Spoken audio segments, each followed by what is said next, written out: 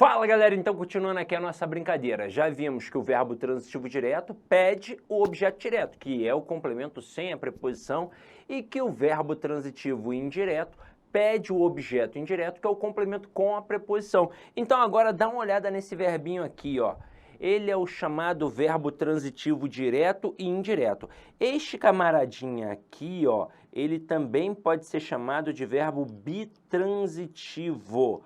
É a mesma coisa. E por que é importante saber isso? Porque, de repente, numa questão, ao invés de o avaliador pedir um verbo transitivo direto e indireto, ele coloca lá verbo bitransitivo. Muitos candidatos não vão entender, vão pensar, meu Deus, o que é isso? Eu nunca vi esse nome. Mas nada mais é do que um verbo transitivo direto e indireto que vai pedir dois complementos. Então imagina eu chegando para você e falando assim, ó, Sidney deu. Eu tenho certeza que você não vai dizer, né? Ah, bem que eu desconfiava. Pelo amor de Deus, você é meu parceiro, né? Você vai me perguntar o quê? Eu vou dizer, ó, flores. Você vai ficar satisfeito? Não. Você vai perguntar para quem? Para Clara. Aí sim você vai ficar satisfeito. Então isso mostra que esse verbo é o chamado verbo bitransitivo, que a gente chama de verbo transitivo direto e indireto.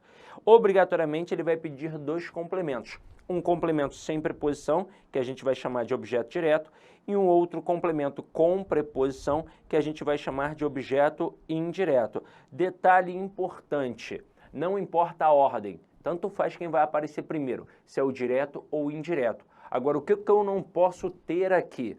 Dois objetos diretos ou dois objetos indiretos, já que o nome especificamente do verbo é transitivo direto e indireto. Então, resumo da ópera. Vamos lá. Olha aqui a dinâmica.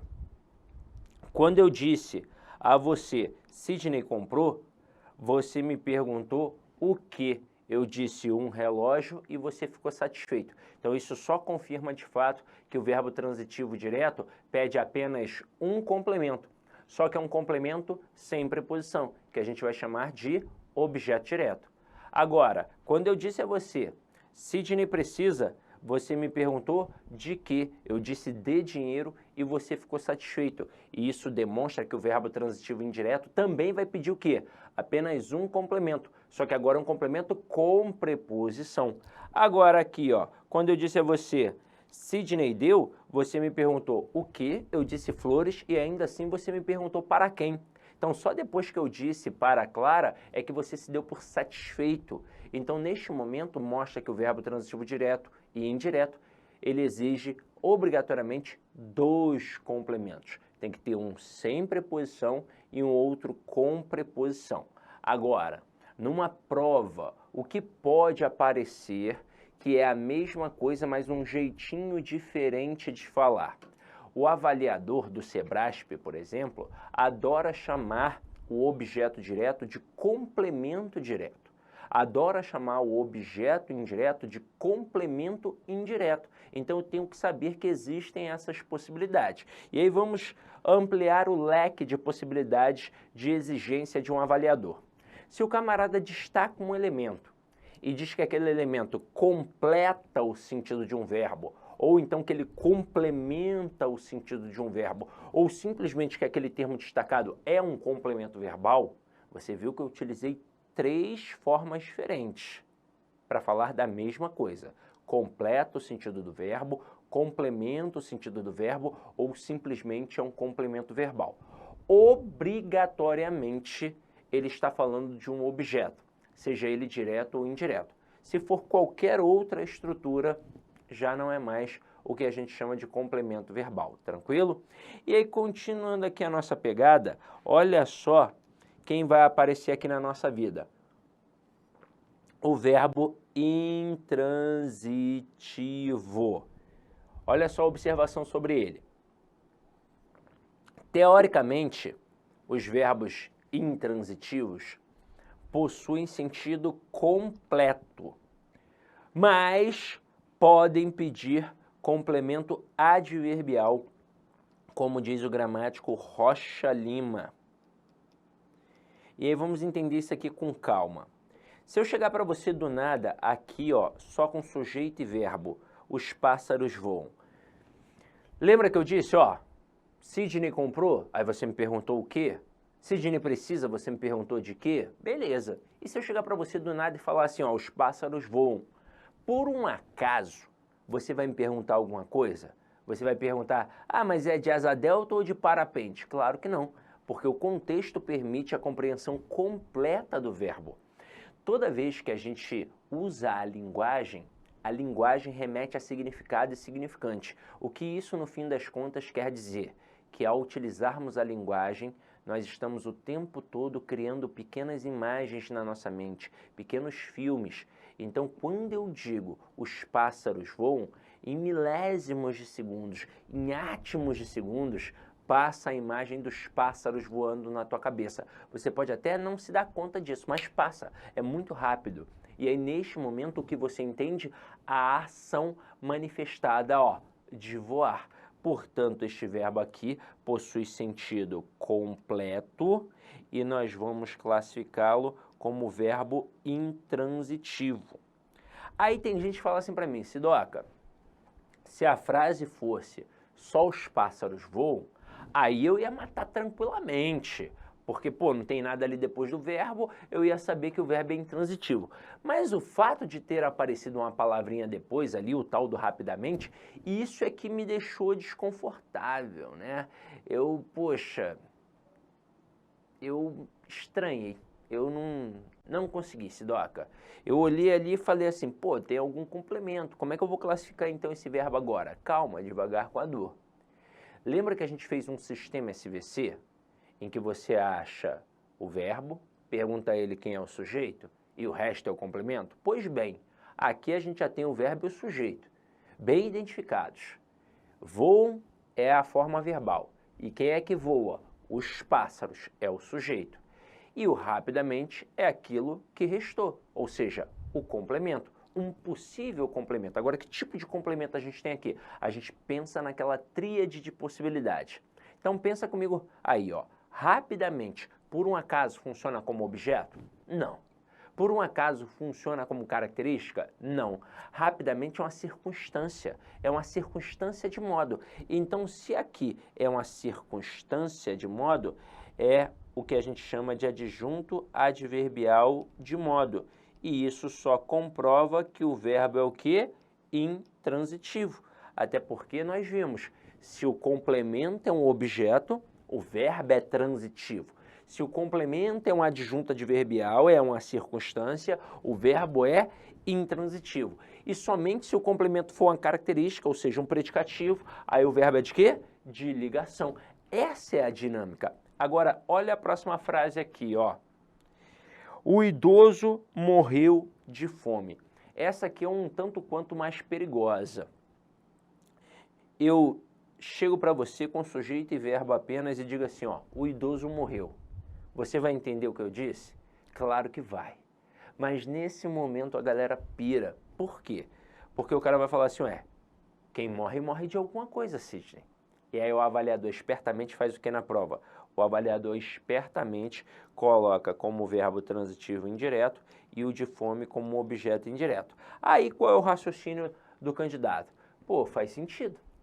Quem morre, morre de alguma coisa, está pedindo a preposição, é objeto indireto. Só que aí, peraí, quem morre, não morre de alguma coisa. Quem morre, morre. Aí você vai falar, não, pô, você tá louco, Sidney? É claro que quem morre, morre de alguma coisa. Pô, vai ser o quê? A Dona Redonda de Saramandá explode do nada? Não. Então, tá pedindo preposição. Não tá pedindo preposição. Entenda, quando eu digo que o idoso morreu, é ou não é o suficiente para eu saber que ele não está mais vivo? Eu vou encontrá-lo amanhã num boteco bebendo cerveja? Não. Então, a ação manifestada de morrer foi compreendida. Portanto, este verbo tem sentido completo. E eu vou classificá-lo, olha aqui, ó, como verbo intransitivo. Se eu só dissesse o idoso morreu, já seria o suficiente para eu dizer que o verbo é intransitivo. Ah, mas apareceu esse de fome aí, ó. Apareceu esse de fome. Beleza. Esse de fome é a causa da morte. Ele morreu por causa da fome. Então aqui eu tenho um adjunto adverbial de causa. Lembra que nós estudamos, num momento específico, a preposição?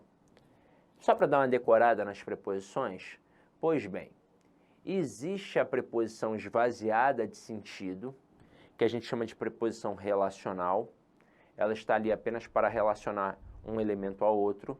Nós encontramos isso em duas funções sintáticas, no objeto indireto e no complemento nominal, porque ela está ali apenas para relacionar, para fazer a ligação, ela não expressa sentido. E existe a preposição nocional. Essa ideia de nocional é porque tem um sentido. E nós vamos encontrar a preposição nocional em até 3 funções sintáticas. No adjunto adnominal, nós vamos encontrar no adjunto adverbial e podemos encontrar até mesmo no objeto direto preposicionado. E aí você vai falar agora, meu Deus, o que é esse tal de objeto direto preposicionado? Daqui a pouco eu te mostro, tá? Daqui a pouco eu te mostro. Mas antes, eu quero mostrar aqui para vocês que nós estamos diante de um adjunto adverbial de causa. Então, esta preposição aqui, ela é o quê? Ela é nocional. E qual é a noção que ela traz? É a noção de causalidade. Então, o camarada na prova, ele poderia destacar apenas esta preposição e afirmar que ela tem ali uma noção de causalidade, ou que ela expressa um sentido de causa. Estaria correto. Ou pegar a frase inteira e dizer que aqui esta frase sozinha apresenta uma noção de causa e consequência. Ué, caramba, como assim, Sidney? A frase sozinha? Sim, porque essa expressão de fome é a causa de uma consequência que é morrer. Então tem a noção de causa e consequência. Se tem causa, tem consequência. Se tem consequência, tem causa. Aí você deve estar agora, poxa, Sidoca, mostra aí um exemplo de objeto direto preposicionado. Mostro, não tem problema não. Imagina eu pegando aqui, ó, vou colocar aqui na parte final dos verbos transitivos. A seguinte frase, ó, Sidney comeu do bolo. Aí eu destaco do bolo e pergunto qual é a função sintática. A maioria dos candidatos iniciantes faria o tal do sistema SVC. O cara ia achar o verbo, perguntar quem é o sujeito e automaticamente o resto, o que sobrou ali, que está destacado, seria o complemento. Aí ele pensaria assim, ué, bolo não é característica, bolo não é circunstância, bolo é um objeto. Então até aqui ele iria bem, é objeto e o verbo automaticamente é transitivo. Mas por conta de encontrar uma preposição, ele colocaria objeto indireto. Deste jeito, ele seria induzido ao erro. Ah, tem preposição, objeto indireto, pô, verbo, preposição, objeto indireto. Só que peraí, não é um objeto indireto só porque tem preposição, não é assim que funciona. A análise, ela não é solta, a análise é morfossintática. Então aqui, ó, quando eu digo que um relógio é um objeto direto, não é um objeto direto só porque não tem a preposição, é um objeto direto porque está ligado a um verbo transitivo direto. Quando eu digo que de dinheiro é um objeto indireto, não é um objeto indireto só porque tem a preposição, é um objeto indireto porque está ligado a um verbo transitivo indireto. Veja que Sidney, por exemplo, não tem preposição e é sujeito. Aqui, ó, quando a gente pega do bolo está ligado a comeu. E comeu é verbo transitivo direto. Aqui não tem para onde fugir. Quem come, come alguma coisa.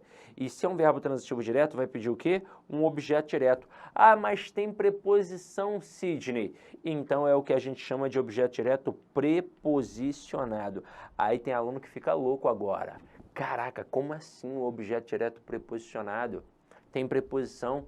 Qual é a diferença então do objeto direto preposicionado para o objeto indireto? É a questão da exigência da preposição, da obrigatoriedade. Veja aqui, ó.